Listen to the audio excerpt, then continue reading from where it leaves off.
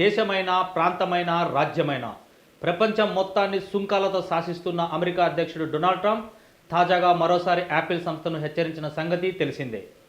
ఇందులో భాగంగా అమెరికాలో ఐఫోన్లు తయారు చేయని పక్షంలో 25% సుంకాన్ని విధిస్తామని అన్నారు. ఈ క్రమంలో యాపిల్ ప్రత్యర్థిని టార్గెట్ చేశారు.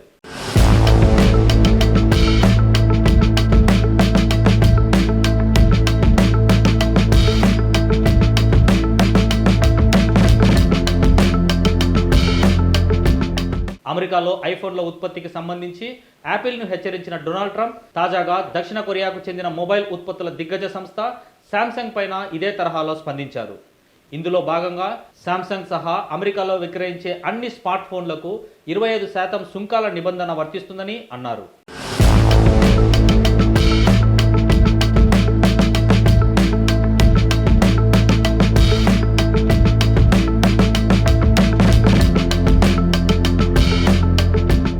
ఈ మేరకు తాజాగా వైట్ హౌస్లో మాట్లాడిన ట్రంప్ యాపిల్ ఒక్కటే కాదు, ఇంకా చాలా ఉన్నాయని మొదలుపెట్టి శాంసంగ్ అయినా మరి ఏ సంస్థ అయినా తమ ఉత్పత్తులను అమెరికాలోనే తయారు చేయాలని, అలా కాకుండా ఇతర దేశాల్లో ఉత్పత్తి చేసినవి తీసుకుని వచ్చి ఇక్కడ అమ్మితే అది న్యాయం కాదని, ఇక్కడే ప్లాంట్ నిర్మిస్తే మాత్రం వారికి ఎలాంటి సుంకాలు వర్తించవని అన్నారు.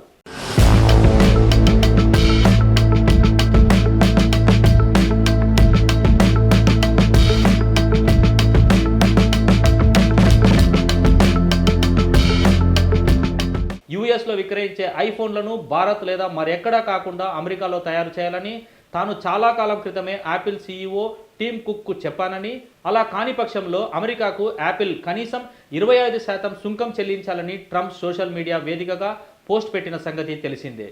దీంతో యాపిల్ షేర్లు ఒక్కసారిగా 2.6% పడిపోయాయి.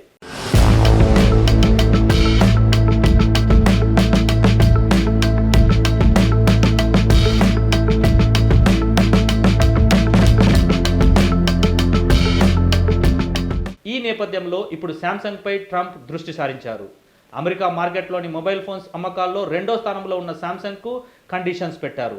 ఈ కంపెనీ ప్రపంచవ్యాప్తంగా ఏటా 220 మిలియన్ల ఫోన్లను విక్రయిస్తుండగా అందులో సుమారు 60% ఫోన్లు వియత్నాంలో ఉత్పత్తి అవుతున్నాయి.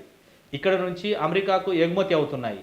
ఈ నేపథ్యంలో దక్షిణ కొరియాలోనో వియత్నాంలోనో ఉత్పత్తి చేసి అమెరికాలో అమ్ముకుంటామంటే 25% చెల్లించాలని, లేదు అమెరికాలో అమ్మే ఫోన్లు అక్కడే ఉత్పత్తి చేస్తామంటే సుంకాలు చెల్లించనవసరం లేదని ట్రంప్ తనదైన శైలిలో కంపెనీలకు హెచ్చరిస్తున్నారు.